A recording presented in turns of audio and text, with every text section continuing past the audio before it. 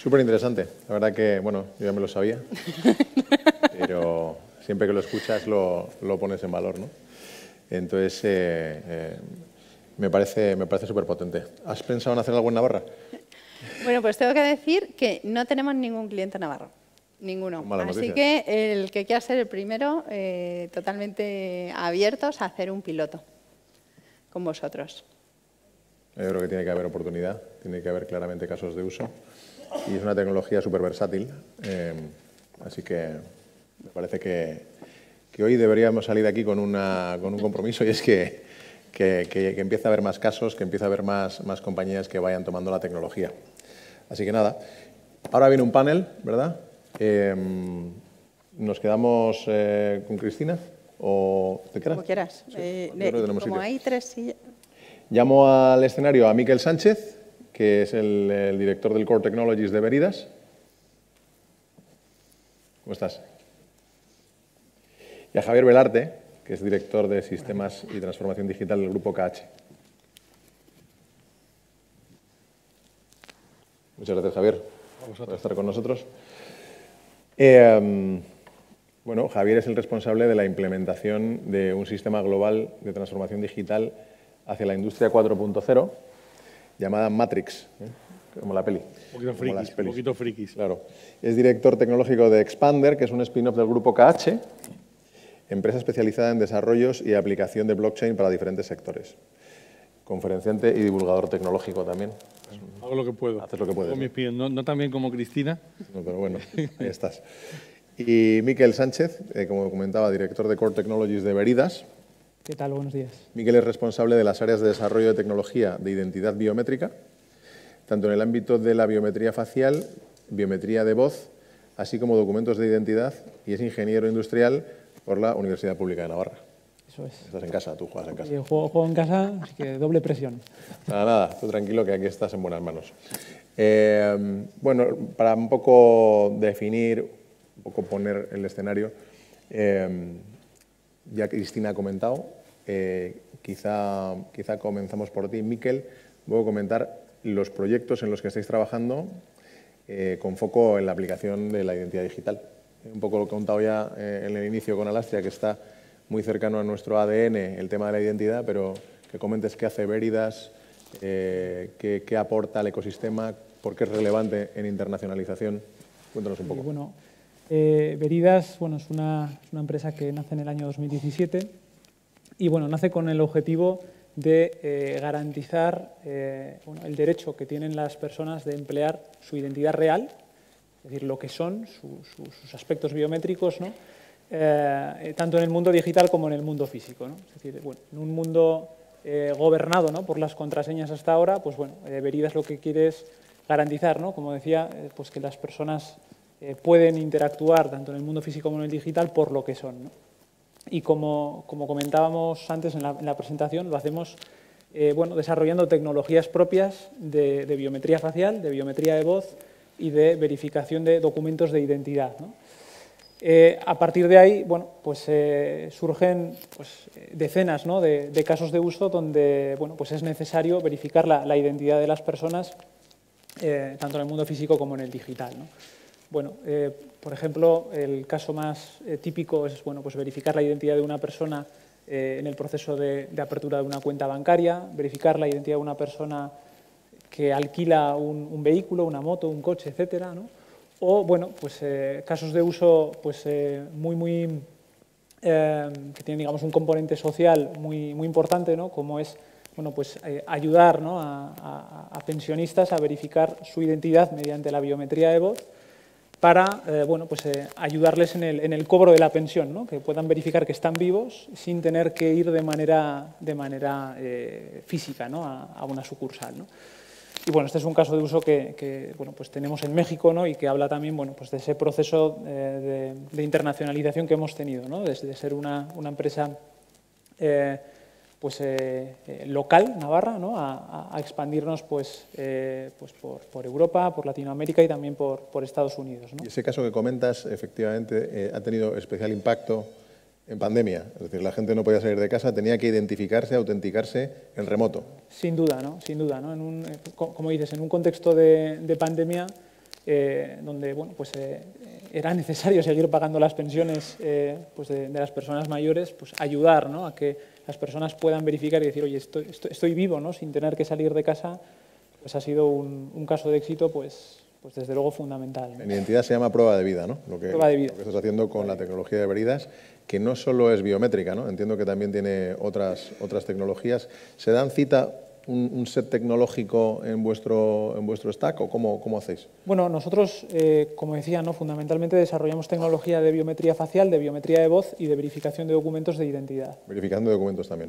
Verificación de documentos. Es a partir de ahí cuando, bueno, pues eres capaz, ¿no?, de verificar que tú eres tú en el mundo digital, como hemos visto hasta ahora, pero también en el mundo físico, ¿no? En el mundo físico estamos implementando tecnologías para verificar que tú eres tú. Por ejemplo, en el paso de fronteras estamos instalando terminales de acceso biométrico en aeropuertos en Italia. Y bueno, casos también un poquito más cercanos a nosotros, pues bueno, también estamos llevando a cabo la implementación de sistemas de control de acceso biométrico en eventos deportivos y en estadios. Pues aquí en casa, ¿no?, en el estadio del Sadar, en Osasuna, tenemos implementado el sistema, ¿no? Entonces, bueno, y otros clubes de la Liga pues están en proceso también de implementación. Me han corregido esta mañana en el taxi, yo decía el Reino, ¿no?, porque me he quedado desactualizado. No, es un caso súper interesante el tema de los eventos deportivos y la identidad. Javier, te tengo aquí a desmano un poco. Coméntanos un poco lo primero que hacéis en Expander, cómo hacéis un spin-off de una compañía más grande. Estáis basados en Valencia, pero entiendo que también tenéis casos de uso relacionados con la trazabilidad en diferentes industrias. Cuéntanos un poquito.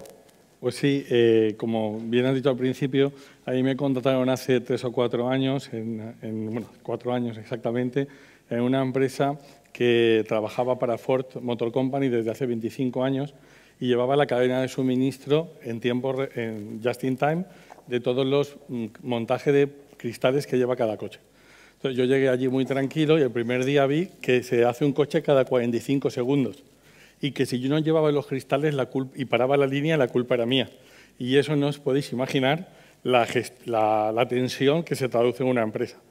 Entonces, estudiando la forma de que esto no pasara y que si pasara yo pudiera adelantarme cuanto antes para no tener multas y no tener pues, bueno, problemas con Ford, encontré la tecnología blockchain.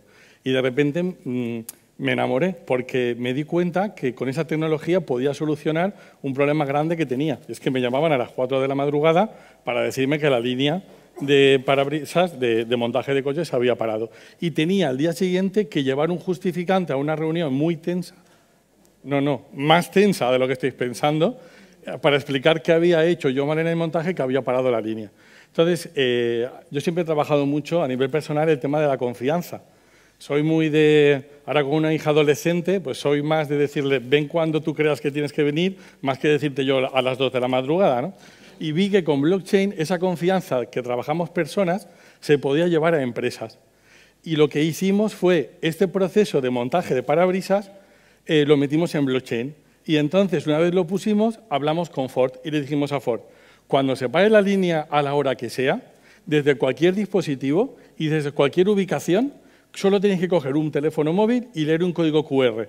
Y a partir de ahí veréis un vídeo con todo lo que estamos haciendo de ese cristal que tenéis delante. Y si hay algo mal, veréis que lo hemos hecho mal. Y si hay algo bien, y si veis que está bien, a mí no me llaméis a las 4 de la mañana. Ya habéis visto que yo he puesto el componente que toca, llamar al siguiente. Y esto, además de solucionar el problema, que me ayudó mucho a vivir con mi mujer, de que no me despertaran a las 4 de la madrugada, también generó algo que yo no pensaba, que es esto que os digo, una capa de confianza mucho más grande entre Ford y nosotros. Porque éramos una empresa pequeñita del polígono que había conseguido desnudar el proceso productivo cada minuto. O sea, nosotros hacemos 1.400 cristales de coches al día y hacemos 1.400 vídeos. Y los hacemos y los guardamos en blockchain. Como ha dicho Cristina, eso que guardamos en blockchain no se puede modificar. Y se hace en el momento en el que sucede. O sea, no te voy a engañar nunca. Si mi operario a las 3 de la madrugada ha grabado que ha puesto esa pieza bien o mal, se ha registrado en blockchain y tú puedes acceder a las 4 de la madrugada, a la misma hora que se ha producido. Y eso genera una capa de confianza brutal entre las empresas y los clientes. Esto que hemos empezado a hacer en Ford de trazabilidad, luego nos hemos dado cuenta, y ahí es cuando nace Expander, que es dentro del grupo KH, es la empresa que se dedica a esta buena noticia, ¿no? Como evangelizador, ¿no? de esta nueva noticia de la confianza entre empresas. Esto va mucho también para Alberto y para Daniel, que han hablado antes, ¿no? Cómo conseguir que ese trabajo que hacéis bien se quede registrado y lo pueda ver un tercero. Que al final las empresas que trabajan como ellos o las que trabajamos para una empresa tan grande como Ford, os aseguro que si no hiciéramos las cosas bien no llegaríamos a blockchain, hubiéramos desaparecido antes, ¿no? Entonces, hemos creado una spin-off y estamos llevando esta tecnología a otros sectores, como por ejemplo las patatas, con Patatas Lázaro, de forma que cuando tú te compres una bolsa de patatas puedas saber exactamente cuándo se recogió del campo esa patata. Y os aseguro que no tiene nada que ver una patata que se recoge hace 10 días que una patata que te comes de hace 6 meses. Os lo aseguro que no tiene nada que ver.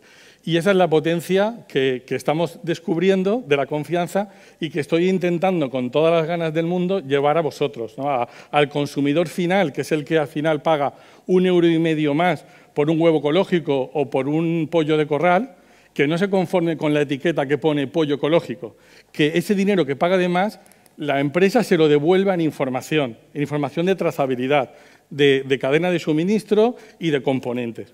Eso sería un poquito a lo que nos dedicamos. Sí, has mencionado bastantes cosas, ¿no? Sí. Este tema concreto del poder trazar la patata o poder trazar el cristal del coche, ¿no? Un poco en la presentación de Alastria lo que decíamos es que debe ser predecible el coste. No puede costar más el hash en el blockchain y el gas computacional que tienes que aplicar, más que el bien que estás trazando. En el caso de un cristal probablemente, bueno, es un coste elevado, depende de qué modelo, depende de qué tipo de fabricante, pero una patata, pues claramente, o este caso que había por ahí de trazar pollos camperos, ¿no? O trazar los huevos de campo también, cuesta más hacer el hash y hacer todo en términos de coste y grabación o registro de esa tokenización que estás haciendo y de esa trazabilidad, que el bien que estás trazando, ¿no? Entonces, yo creo que Alastria tiene sentido este coste predecible que te permite usar ese tipo de redes, te las hace escalables. Y te iba a preguntar el tipo de clientes que tenéis. Has mencionado el mundo de la automoción, que aquí es relevante, ¿vale? Sí. Pero también otros sectores alimentario, que necesitan trazabilidad. Sector alimentario, sector de la joyería, que estamos ahora mismo en un proceso con una de las principales marcas de joyas de España, trazando la calidad del oro. Al final, cuando te compras una cadena de oro, al final es todo lo mismo. Cuando te compras una cadena de oro, te puede costar 300 € o te puede costar 70. Y los dos son una cadena de oro. La diferencia está en el COC, que es la calidad del oro de cada una de esas cadenas. Y eso hace que una cadena que te compras en determinada empresa te pasen 6 años y esté igual, y otra que te has comprado que también es de oro, cuando pasan 3 años esté ya deslucida. Porque la calidad, aunque los dos son oro, un oro es COC y el otro no. Y eso pasa en todo, pasa en todos los sectores. También en el sector sanitario.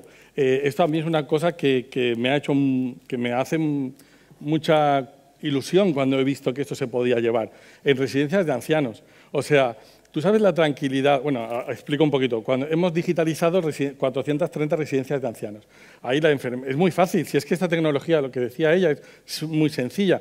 La señora enfermera lleva una tarjeta como las del hotel y cuando entra en la puerta del paciente marca con la tarjeta y eso la ficha. Y cuando llega al paciente le hace X cosas. Le da una pastilla, le da el Sintrón, lo ducha, lo lleva a pasear, hace sus ejercicios. Todo eso se va guardando en blockchain. Y entonces el familiar, cuando llega a casa por la noche, puede comprobar, pongo entre comillas, ¿vale? Para que no se me malentienda, puede comprobar el plan de control de calidad de su familiar. Puede comprobar que efectivamente, como tiene pactado, a su padre le han dado la medicina cada 8 horas o que le han duchado 2 veces a la semana o lo que sea, ¿no? Al final, todo esto que estamos haciendo en todos los sectores que te digo, porque es que blockchain, de logística, va a todos los sectores, porque al final todo el mundo tiene algo que decirle a otro. Y eso, si se hace con blockchain, se hace de una forma segura y inquebrantable, ¿no? Da seguridad. Ahora que ya hemos comentado un poco las tres compañías, para Cristina un poco, habría aquí una capacidad de integrar los tres modelos. Yo estoy viendo claramente aquí identidad por un lado, trazabilidad por otro. Tú haces trazabilidad, pero él puede ser constructor de una solución, tú utilizarla. Está, obviamente, el tema flotando aquí de la interoperabilidad. Tú utilizas una tecnología, tú otra, probablemente Javier puede llegar a otra. ¿Cómo es esa promesa de la interoperabilidad? ¿Cómo debemos enfocarnos ahí?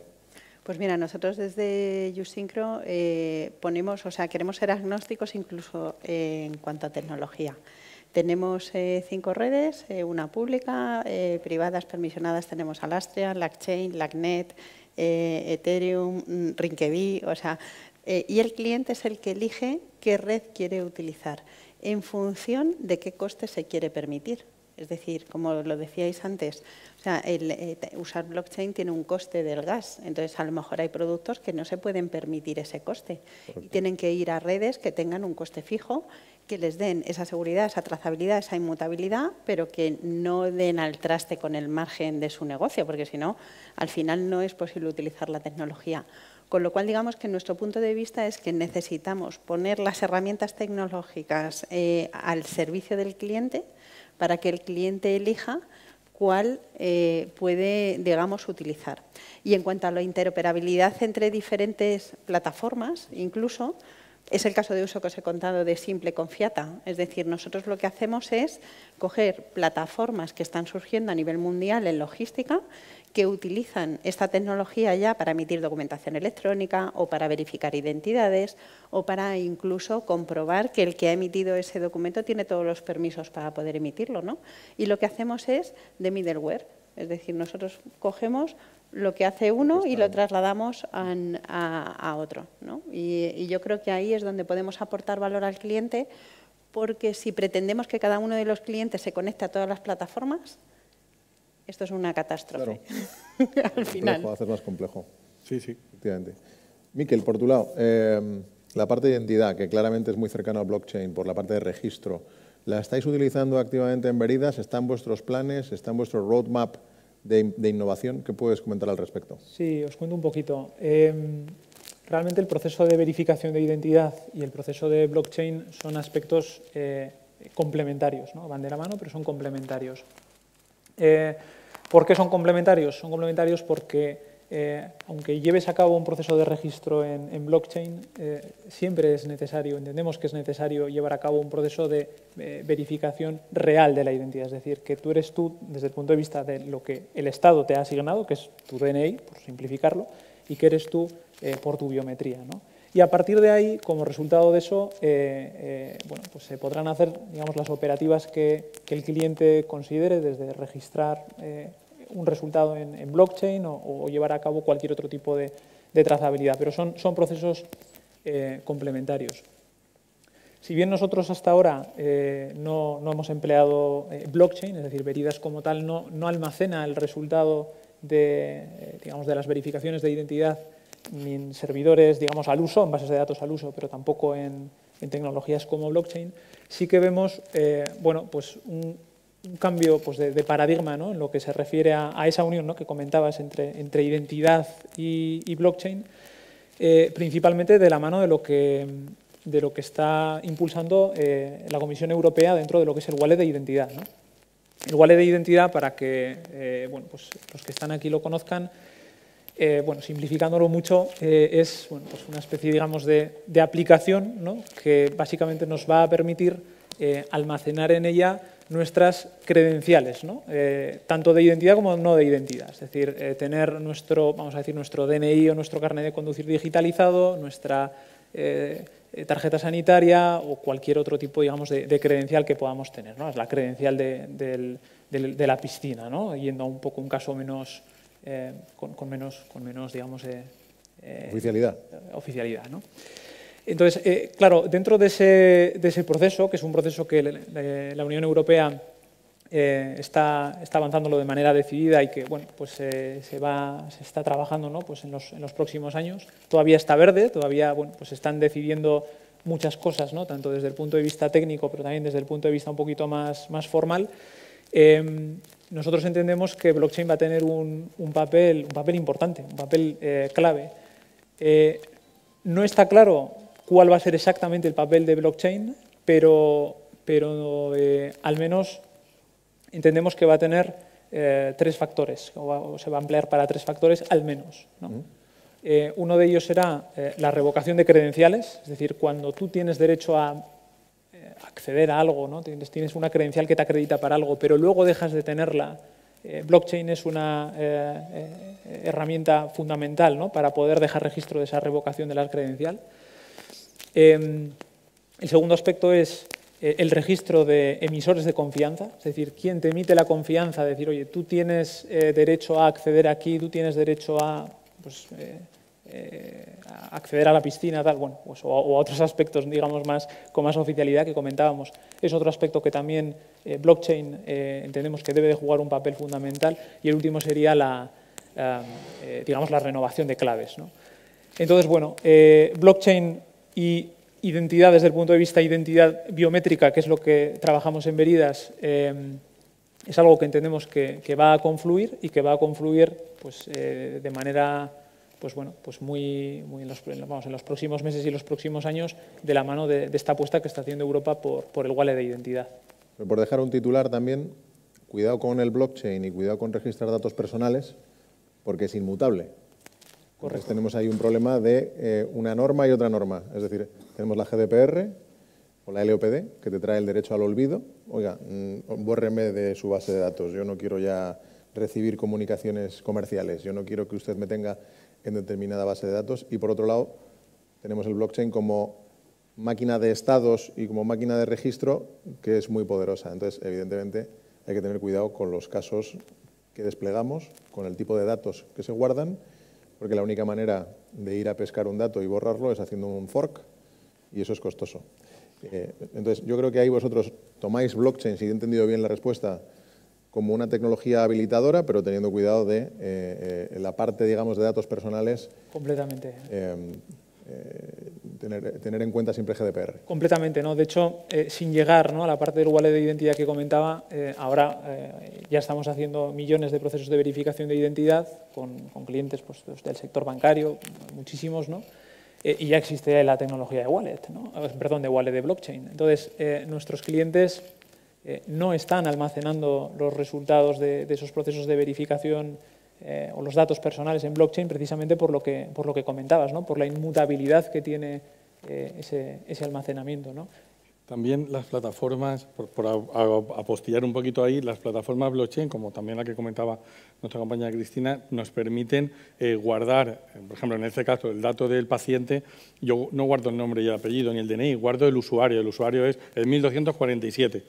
Con eso es lo que yo guardo en la red blockchain y guardo lo que se le ha hecho a ese número, que es un número indeterminado que no está relacionado con ninguna persona. Y luego, en la plataforma, donde la residencia ha contratado el servicio y da de alta el usuario y la contraseña para los familiares de los pacientes, cuando ellos entran y ponen el paciente suyo, que ya saben que su familiar es el 1529, automáticamente, y lo que hago con una base de datos off-chain es ya sacar los datos concretos de su familiar. Entonces, ahí está la solución a este tipo de problemas que, como tú muy bien has dicho, con la ley GPRD, pues es un problema, pero hay una solución muy sencilla con una plataforma que es con la que luego, al final, todo lo que subimos a blockchain, luego hay que enseñarlo a ese tercero de confianza. Eso se hace con una plataforma y no hay ningún problema.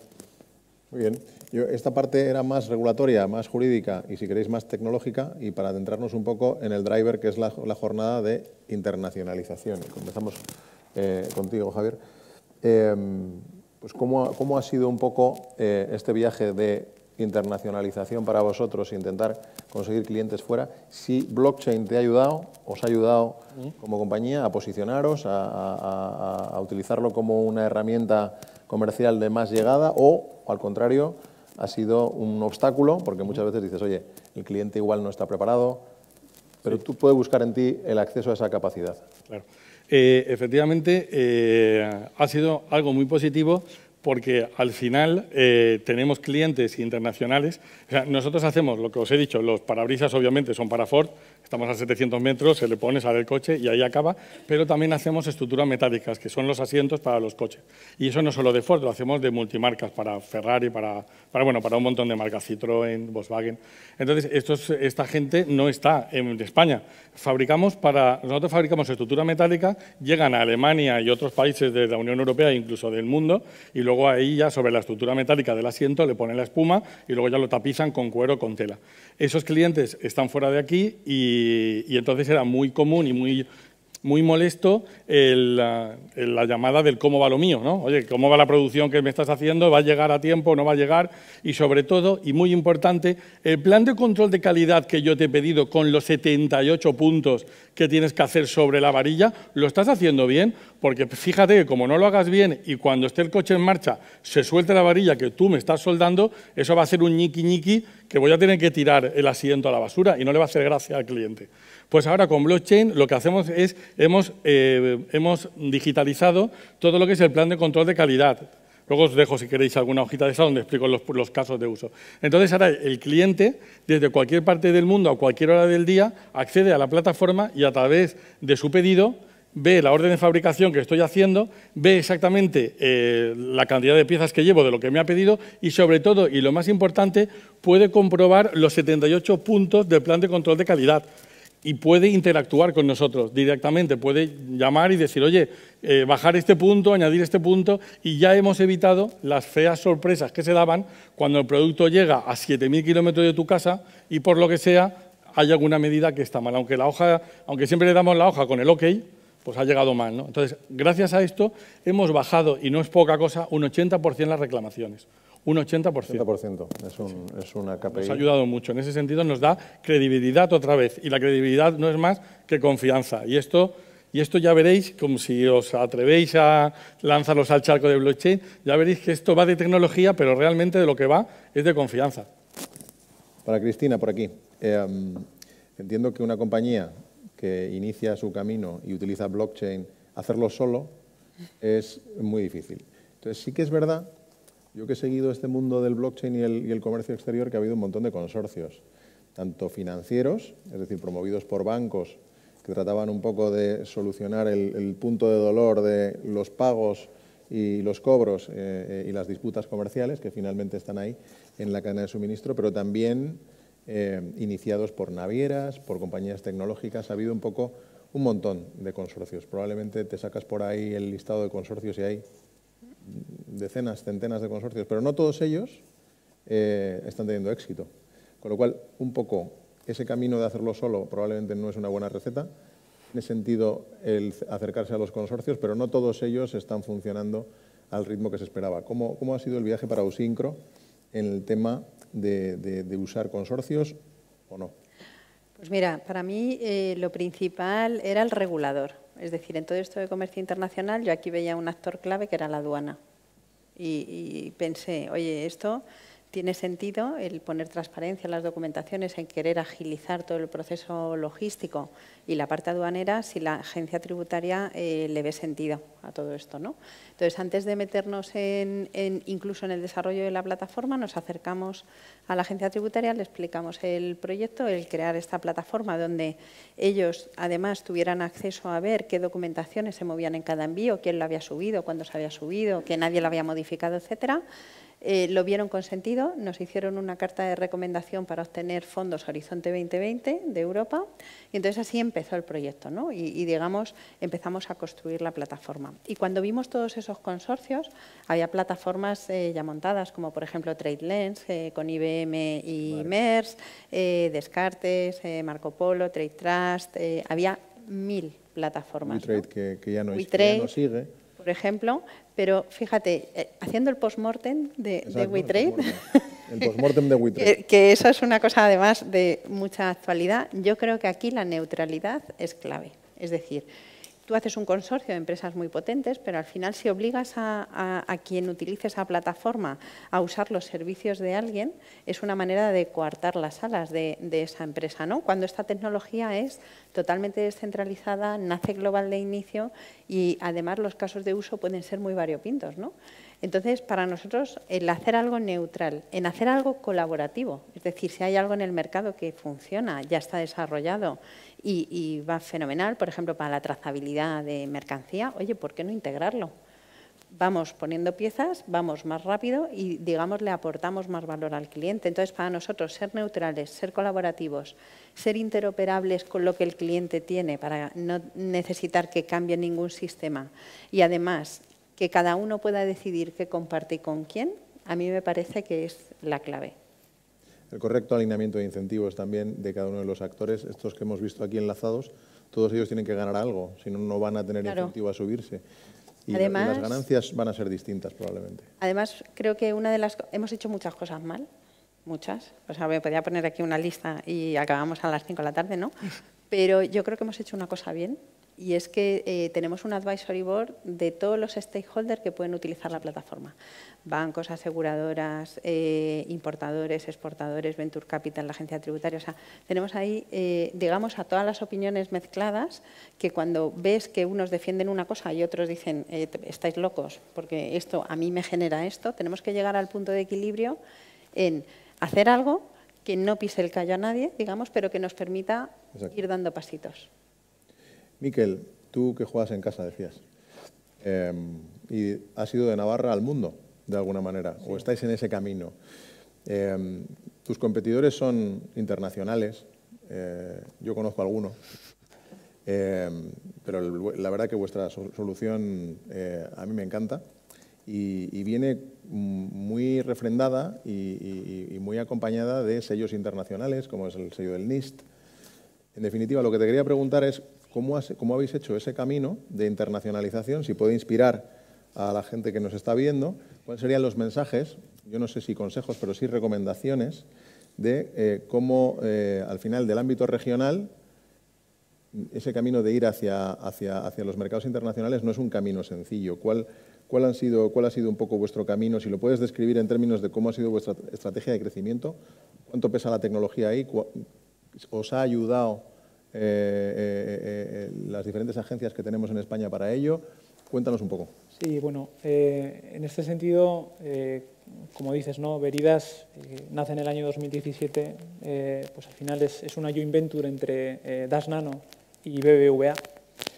El hecho de que BBVA pues, apostase, ¿no? por lo que era una empresa pues, bueno, pues, local, ¿no? Formando una joint venture en identidad y haya apostado, ¿no? por poner los productos de Veridas, los desarrollos de Veridas en producción, realmente es lo que, bueno, fundamentalmente marcó la diferencia en los inicios, ¿no? Quien innova fundamentalmente no es quien desarrolla la tecnología, es decir, no somos los tecnólogos, sino yo creo que quien innova realmente es quien tiene el valor y el coraje, ¿no? de apostar por soluciones innovadoras y ponerlas en producción, ¿no? Yo creo que ese es un mensaje fundamental un poco pues para todos, ¿no? Que al final no es tanto la tecnología lo que innova, sino quien apuesta por la tecnología innovadora en producción. Yo creo que ese es una de las claves, ¿no? A partir de ahí, bueno, pues fuimos capaces de desplegar la tecnología y hacerlo con éxito en distintos mercados, pues tanto de Europa como de Latinoamérica, ¿no? Pues como México, como Colombia, como Perú.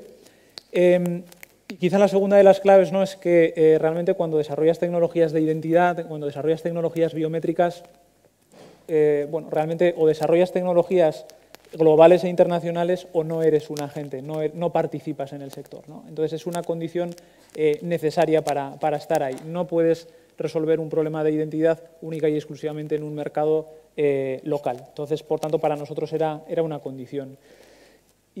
Miquel, tú que juegas en casa, decías, y has ido de Navarra al mundo, de alguna manera, sí, o estáis en ese camino.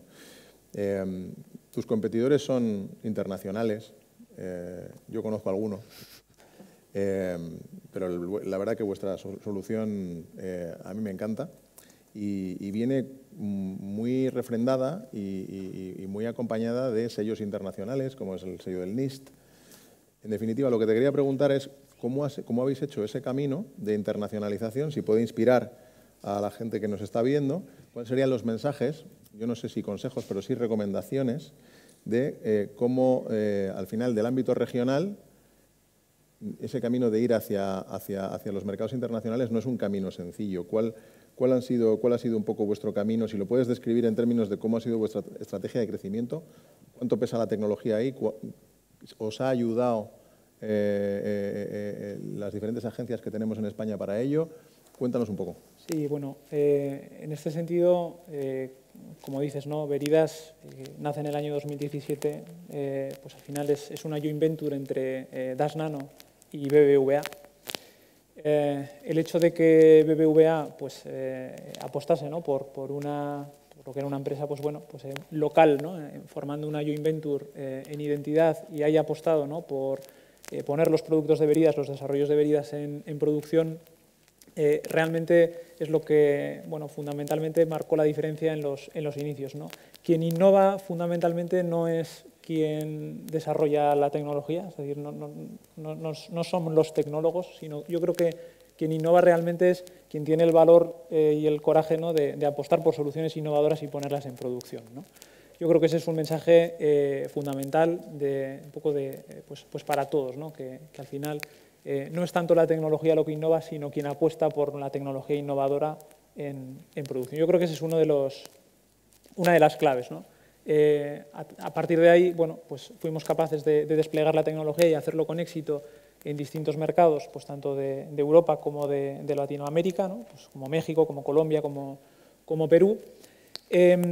Y quizá la segunda de las claves, ¿no? Es que realmente cuando desarrollas tecnologías de identidad, cuando desarrollas tecnologías biométricas, bueno, realmente o desarrollas tecnologías globales e internacionales o no eres un agente, no participas en el sector, ¿no? Entonces es una condición necesaria para estar ahí. No puedes resolver un problema de identidad única y exclusivamente en un mercado local. Entonces, por tanto, para nosotros era una condición.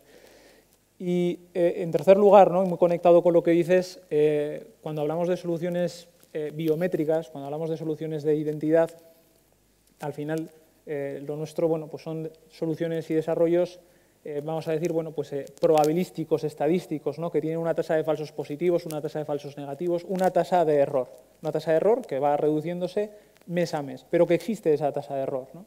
Entonces, en este sentido, y de la misma manera que comentábamos que el blockchain es confianza, los estándares internacionales que existen en el mundo biométrico son confianza también, ¿no? Porque esto no va de decir, oye, mira qué guapo soy, mira qué bueno soy, yo soy mejor que este otro. ¿Pero por qué? ¿Porque lo digo yo? ¿Porque lo dices tú? No, ¿no? Entonces, los estándares internacionales en el ámbito de la biometría nos permiten compararnos con otros competidores y decir, bueno, yo tengo esta certificación, este otro no la tiene, yo tengo esta certificación y tengo este nivel y este otro tiene este otro nivel, y realmente demostrar así al mercado que uno no es bueno o menos bueno porque lo diga uno, sino porque lo dicen estándares internacionales que son completamente independientes, ¿no? Entonces yo creo que esos han sido tres claves bueno, pues fundamentales para la internacionalización. Sin duda, todas ellas fundamentadas en el trabajo, en el talento y en la tecnología de los equipos que las han desarrollado, que sin ello pues no seríamos capaces de lograrlo, ¿no? Muchas gracias, Miquel. Yo creo que por cumplir con la agenda, además... Es que es muy interesante el blockchain, entonces nos podríamos extender... Nada, que os haya servido, que sirva para que las compañías tomen el camino de la internacionalización y usen la palanca de la tecnología. El blockchain está para ayudar, es una tecnología cada vez más madura, ya la tecnología funciona y de lo que se trata es de identificar el caso de uso y construir sobre las redes que ya existen. Así que aquí creo que lo dejamos. Y creo que estaremos por aquí, por el evento, para atender a los que se planteen este camino. Muchísimas gracias a los cuatro y que sean muchas las empresas navarras que se animen a implementarlo en un futuro o que al menos prueben con ese código QR que ha puesto antes Cristina en la pantalla, ¿no? Antes de cerrar y ponerle broche final a este Día de la Internacionalización, os recuerdo que a los que tenéis una cita cogida para esta tarde, pues continúa la jornada con esos encuentros con consultoras y ponentes que seguro que son muy fructíferos. Y bueno, nada, que esperamos que todo lo que habéis escuchado hoy aquí en este Día de la Internacionalización haya sido útil e interesante, que sigamos impulsando Navarra en el mundo y que nos encontremos aquí en la edición del año que viene. Nada me gustaría más. Gracias, eskerrik asko y muchísimas gracias.